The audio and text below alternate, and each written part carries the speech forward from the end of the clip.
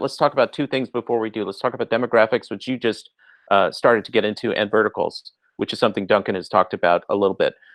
So how do I, as a marketer, as a brand, as a retailer, figure out which, you just sort of talked about a methodology. People that are actually in the world are going to be likely to go into stores. But how do I think about my audience now? Is it generational? Is it behavioral? How am I thinking about who's going to come back in? Who do I speak to?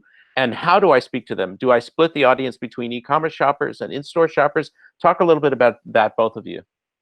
Yeah, and look, I think the great thing is, right, that this is what you're talking about there are kind of the ABCs of location. Both of our companies have been doing this for a long time, looking at observed, behaviors from the physical world, and now segmenting those, allowing clients to put on the right type of messaging, the right type of creative, and activate again. So for me, that's like bread and butter that we've been doing for a long time. So to your point there, you can look at all these behaviors, reemergence. You can look at who are the people who are coming out, how far are they driving, what's their demographics, they're living in apartments, living in houses, whatever it may be, all those things, and you can slice and dice that.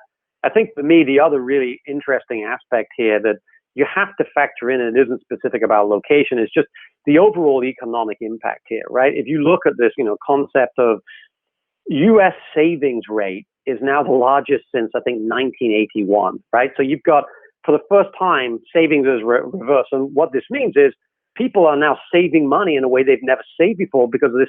You've got pretty much 1 in 4 actual number unemployed, working age adults. And now you've got this construct of a tremendous uncertainty. Nobody knows if there's going to be a second wave, reemergence, et cetera. How long will the vaccine take? And credit card debt has completely flipped. I think in March saw this flipping credit card debt. It was a 30-year anomaly. So suddenly you think about how are people going to think about discretionary purchases, luxury purchases versus, I think obviously dining is something that people are always passionate about, not a tremendous outlay. But you start to think about travel. How are people traveling? There's not a lot of air flights going on. People are going to think about planning summer holidays now. People are going to think about investing into their homes, investing into their future in a way they've never done before. So I think you've got to layer all that sort of psychographic and behavioral information, as well as the macroeconomic information, on top of the location information to really tell the full story. And that, to me, is where this gets to the next level, really powerful and incredibly useful for our clients. Yeah, and I would say, just to build on top of that, I would say the measurement piece is the key component. Understand what demographics, what audience segments are actually going into the physical store.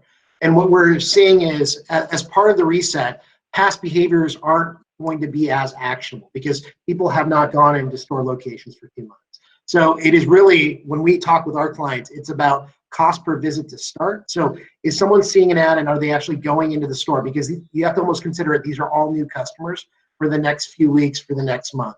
But then you want to make a pivot after that to the more traditional metric around, is this an incremental traffic? Is this an incremental visit that's occurring? But the ability to actually do that attribution is how you actually figure out what are the right segments that you want to go after, what are the most effective in terms of your messaging, your product, and driving someone to the store.